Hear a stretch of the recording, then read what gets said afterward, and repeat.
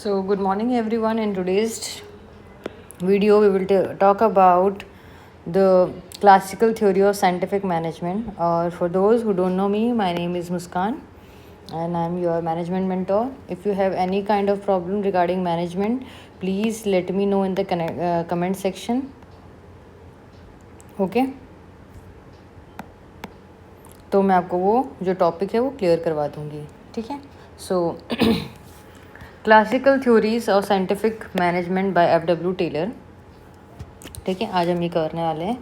तो father of scientific management की जब हम बात करते हैं तो फ्रेडरिक टेलर, जिसको हम F.W. टेलर भी बोलते हैं, और attempted to use a systematic study in order to find the single best way of doing a task.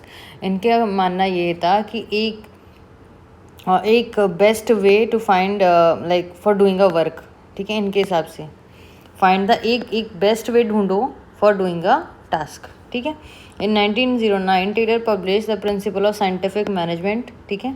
In the book he suggested the productivity could increase if jobs were optimize and simplified. इनके हिसाब से ये है, इन्होंने suggest किया कि productivity कैसे increase होगी जब हमारी जो जॉब है हम उसको ऑप्टिमाइज़ करेंगे और सिंप्लीफाई कर देंगे, उसको ईजी कर देंगे ना, तब सारी चीज़ें सॉर्ट हो जाएगी. और एक ही बेस्ट वे जो है होना चाहिए टास्क को कंप्लीट करने का.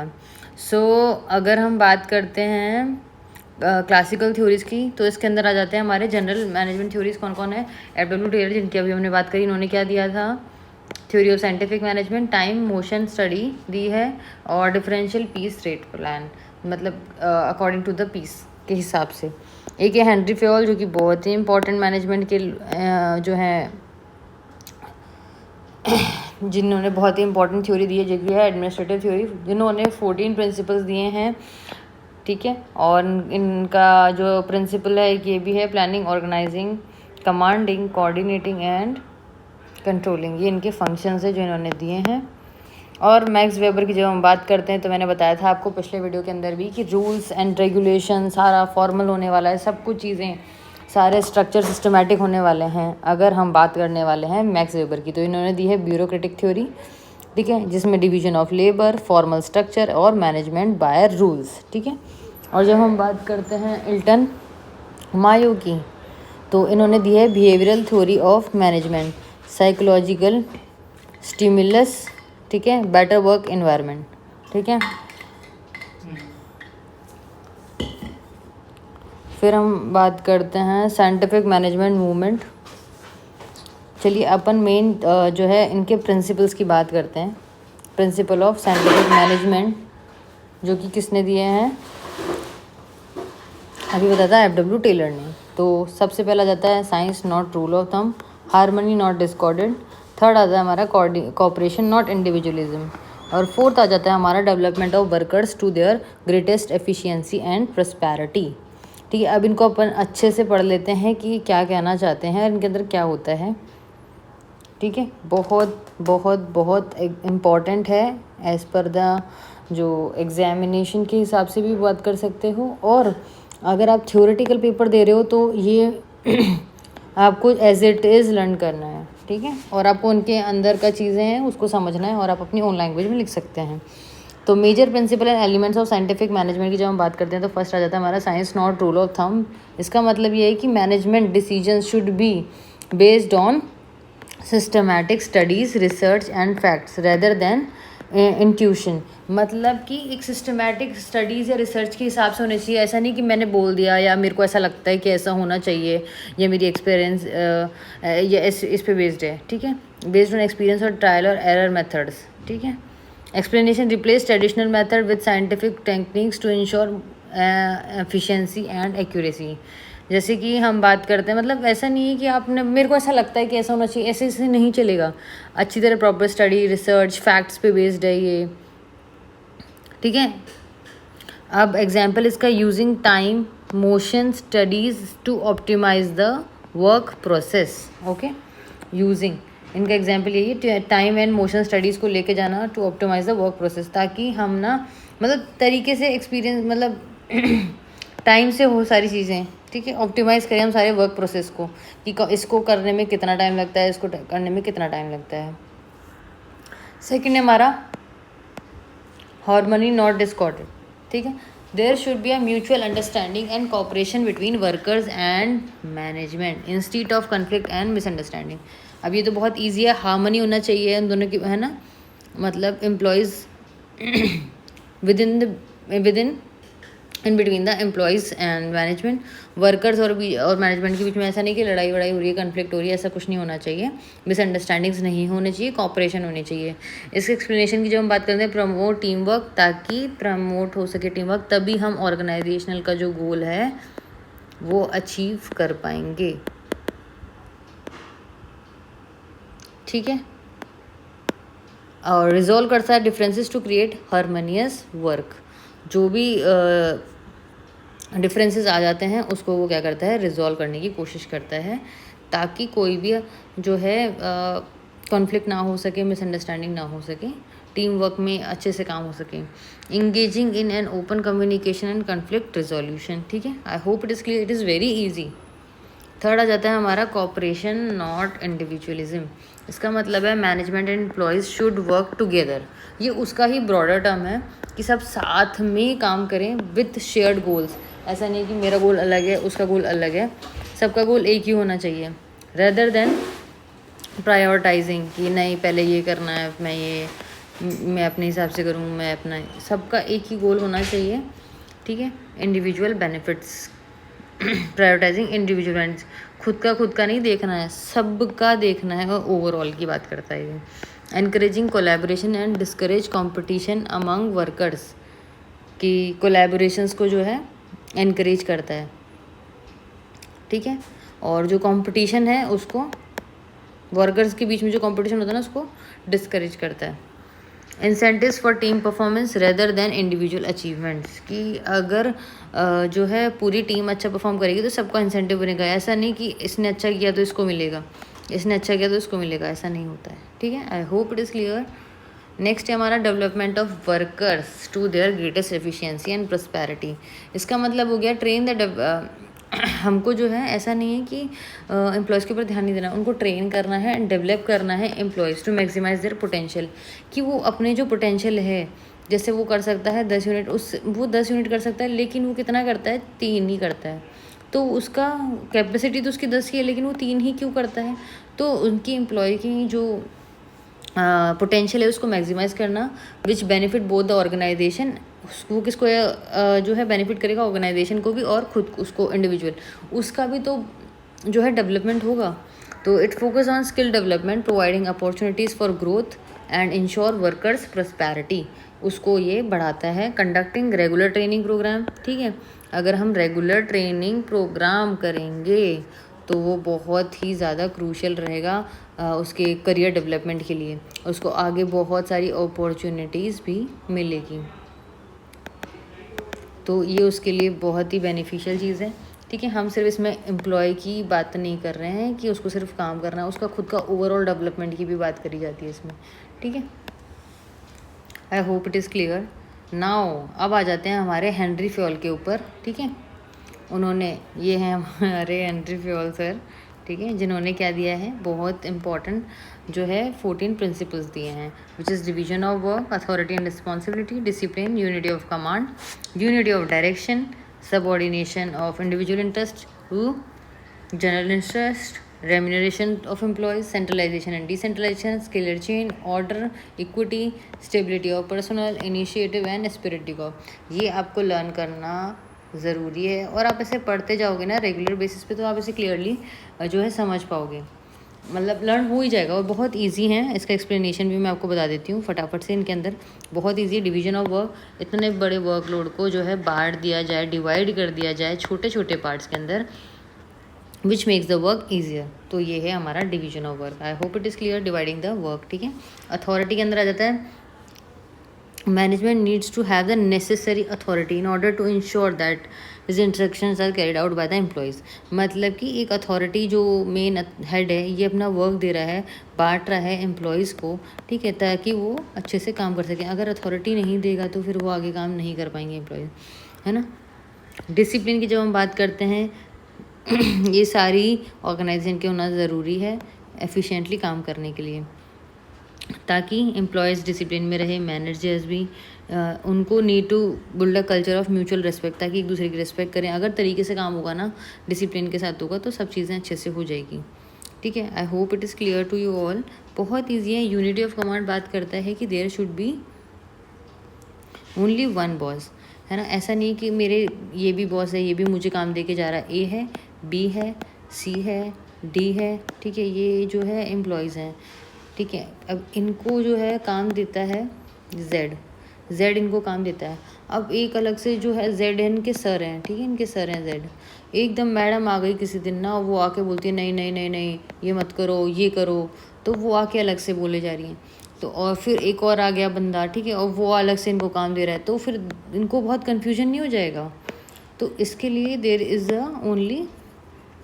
Should be only one boss. तो इसलिए होता है हमारा यूनिटी ऑफ कमांड। एक minute. The principle state that there should be a clear chain of command the organization, the employees should be clear on whose instructions to follow, कि एक के जने के ही वो जो है हम लोग क्लियर होना चाहिए किसके इंस्ट्रक्शन फॉलो करने हैं, या तो आपके करें या आपके करें। ठीक है। If an employees work under 2 or more managers then authority, discipline and stability are threatened, तो फिर दिक्कत हो जाती है। ठीक है। अब यूनिटी ऑफ डायरेक्शन जब इसकी बात करते हैं, तो जो वर्क होता है ना, शुड बी ऑर्गेनाइज्ड होना चाहिए इन सच अ वे, कैसे होना चाहिए, in such a way that employees work in harmony toward the same objective. ऐसा नहीं कि मेरा अलग है, उसका अलग है, इसका अलग है, सब एक ही डायरेक्शन में चलेंगे, एक ही ऑब्जेक्टिव होना चाहिए। ठीक है।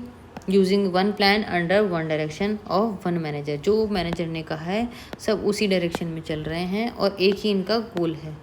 ठीक है, ये होना चाहिए, ये नहीं कि मेरा अलग उसका अलग। Collective interest over individual interest. The principle states that the overall interest of the team should take an precedence over personal ones. The interest of the organization should not be subjugate the interest of individual.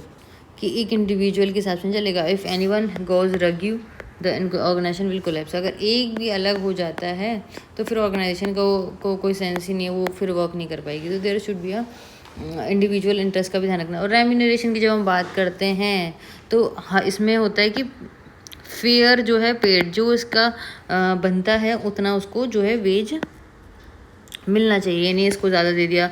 For same position, ठीक है, आप इसको ज़्यादा दे रहे हो, इसको कम दे रहे हो, ठीक है, ऐसा नहीं होना चाहिए। फॉर सेम वर्क ऐसा नहीं होना चाहिए, डिस्क्रिमिनेशन नहीं होना चाहिए। There should be a fair wages. ठीक है, for the work they carry out. Any organization that underpays its workers will struggle to motivate to keep quality workers. तो फिर वो क्वालिटी वर्कर्स नहीं रख पाएंगे, फिर उनके लिए बाद में उनके यहाँ पे जो है कन्फ्लिक्ट हो सकती है और वो अच्छे से काम भी नहीं करेंगे। क्यों? क्योंकि वो ऐसे मन में आ जाता है कि यार मैं भी तो ये काम कर रहा हूँ और ये भी ये काम कर रहा है, इसको ज़्यादा पैसे मिल रहे हैं, इसको कम पैसे मिल रहे हैं। तो there should be a equal and fair wage system. अब सेंट्रलाइजेशन की बात करते हैं।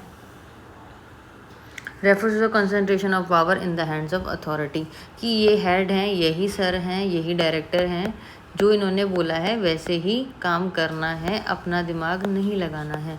ठीक है, ये जैसे वर्क देंगे वैसे ही करना है, तो इनके पास ही सारी पावर है। ठीक है, इन्हीं के पास सारी पावर है। A top bottom approach of the management in decentralization, centralization and decentralization है इस पूरा उसका नाम, प्रिंसिपल का ना पूरा नाम ये है इसका, सेंट्रलाइजेशन एंड डिसेंट्रलाइजेशन। और डिसेंट्रलाइजेशन का मतलब ये होता है कि जो ये हेड है, इन्होंने अपनी जो पावर है वो बांट दी है। ठीक है, अब ऐसा नहीं कि सारे डिसीजन ये लेंगे, अब ये लेंगे और ये दूसरों को करेंगे। ये बड़ी ऑर्गेनाइजेशन में होता है, ये छोटी ऑर्गेनाइजेशन में होता है। ठीक है। डिस्ट्रीब्यूट, इसमें क्या होता है, the authorities distributed to all levels of management, सबको बांट दिया जाता है। ठीक है। स्केलर चेन की जब हम बात करते हैं तो इसमें जैसे ए है, ये बी है, ये सी है, ये डी है, ये ई है, ये एफ है, जी है, ये एच है। ठीक है। और इसमें क्या होता है स्केलर चेन में, जो बी को इन्फॉर्मेशन है वो बी को जी को भेजना है, तो बी सी को देगा, सी डी को देगा, इसको ई को देगा, फिर ई एफ को देगा, फिर जी के पास जाएगा। तो ऐसे स्केलर चेन कहते हैं। और इनके बीच में एक और, जैसे इमरजेंसी के केस में एक चीज़ यूज़ की जाती है जिसको हम बोलते हैं, अगर डायरेक्ट हिप हो जाए दैट इज़ गैंग प्लैंक, उसको हम क्या बोलेंगे, गैंग प्लैंक बोलते हैं, ठीक है। ये यूज़ किया जाता है इन केस ऑफ इमरजेंसी, ठीक है। The scale chain refers to the chain of communication between employees and their superiors. Employees should know where they stand in the hierarchy. तो ये hierarchy हो गई ना, go into the chain of command, ठीक है। Order की जब हम बात करते हैं तो ये प्रिंसिपल ऑफ ऑर्डर ये कहता है कि है ना, रिसोर्सेज का एक जगह का रखने का तरीका होता है, जो जहाँ पर पड़ा है वो वहीं पे मिलना चाहिए। मतलब कि ऐसा नहीं आप कहीं भी कुछ भी रख दे रहे हो, ठीक है। There should be a proper place of proper resources, है ना, कि हमको रॉ मटेरियल लाकर कहाँ रखना है, ठीक है। हमें सारे मोबाइल्स कहाँ जमा करना है, ऐसा नहीं कोई यहाँ पे कर रहा है, कोई यहाँ पे कर रहा है, कोई यहाँ पे रख रहा है, सब एक जगह रख रहे हैं, ठीक है। कोई ऐसा नहीं है कि यहाँ पर हर कोई कहीं पे भी खाना खा रहा है, ये नहीं कि एक प्रॉपर एक मेस है वहीं पर ही आपको खाना खाना रहता है और कहीं नहीं खा सकते आप, ठीक है। स्मोकिंग एरिया बना दिया कि आप यहीं पे स्मोकिंग कर सकते हो और कहीं नहीं कर सकते। यहाँ पर एम्प्लॉयज़ बैठेंगे और कहीं नहीं बैठेंगे, ये उनका वर्किंग एरिया है, तो यहाँ पर एम्प्लॉयज़ का वर्किंग एरिया है। ये सर का ऑफिस है तो यहाँ पे सर का ऑफिस है। कोई चीज़ का डिपार्टमेंट ये है परचेजिंग वाला, तो यहाँ पे परचेज़ के सारे सामान मिलेंगे आपको। तो एक प्रॉपर जगह होनी चाहिए। They should be an order placement of resources, है ना, in the right place of the right time, ताकि हमें सभी चीज़ें सही टाइम पे मिल जाए। ये नहीं कि हम उसको ढूंढने पड़ रहे हैं एक ही टाइम पे। तो ये प्रिंसिपल ऑफ ऑर्डर कहता है। इक्विटी की जब हम बात करते हैं, equity is a combination of kindness and justice की बात करता है। Manager should be kindliness and justice, fair रहे। ये नहीं कि सबको मतलब सबको जिसको वो चाहता है उससे वो अच्छे से ट्रीट कर रहा है, बाकी को वो अच्छे से ट्रीट नहीं कर रहा है। It creates loyalty and devotion among the employees towards the organization they work for. तो एक इक्विटी मेंटेन करनी चाहिए। ऐसा नहीं है कि आप उनके साथ भेदभाव कर रहे हो किसी भी चीज़ तरीके का, ठीक है। अब अच्छा, stability of tenure of personnel. This principle state that the organization should work to minimize staff turnover, कि वो आ रहे हैं जा रहे हैं ऐसा नहीं होना चाहिए। एंड मैक्सिमाइज क्या करना चाहते हैं, efficiency. Any new employees can not be expected to get use to the culture of an organization right away. They need to be given enough time to settle in to the job become efficient. मतलब कि stability of tenure में ये है कि जैसे कोई employ है तो वो आते ही तो ऐसा नहीं होता कि वो लग जाएगा काम करने, या 1-2 महीने तो उसे लगेंगे उसको सीखने में, समझने में, ठीक है, कि कैसे चीज़ें वर्किंग होती है। तो उसे हमें टाइम देना चाहिए सेटल होने का। इतना तो देना ही चाहिए कि हाँ अभी तक तो आ ही जाना चाहिए था, और फिर भी नहीं आता है तो then it is not a issue of that work, that is the issue of that employee. So इतना टाइम तो देना चाहिए ताकि वो उस चीज़ को अकम्प्लिश कर सके। इनिशिएटिव में ये कहता है that all employees should be encourage to show initiative when employees have to say as to how best they can do for their jobs, they feel motivated and respected। कि वो खुद से इनिशिएटिव ले, वो मतलब कि काम को लेके कि हम ये कर सकते हैं, वो खुद मोटिवेटेड रहे। ये नहीं कि उनको खुद ऑर्गेनाइजेशन लगी हुई है। Organization should listen to the concern of their employees and encourage them to develop their carry out plans for improvement. अगर उनके सजेशन से उनको भी लेना चाहिए और ऑर्गेनाइजेशन को आगे बढ़ाना चाहिए। स्पिरिट दी कॉप है हमारा लास्ट प्रिंसिपल ऑफ मैनेजमेंट, जो ये कहता है टीम स्पिरिट की बात करता है। States that the management should strives to create unity, उनमें यूनिटी होनी चाहिए, एकता होनी चाहिए, मोरल होना चाहिए, and cooperation among the employees, की एकजुट होकर टीम वर्क बन के एम्प्लॉयज़ ऐसे काम करें। Team spirit is great source of strength in the organization. Happy and motivated employees are more likely to be productive and efficient. कि अगर एम्प्लॉय खुश रहेगा, हैप्पी रहेगा, मोटिवेटेड रहेगा, तो फिर तो ऑर्गेनाइजेशन का काम बहुत अच्छे से हो सकता है। हम अच्छी प्रोडक्टिविटी इंक्रीज़ कर सकते हैं, एफिशिएंट जो है हमारा काम हो सकता है, ठीक है। So this is it for the video. I hope it is like clear to you all.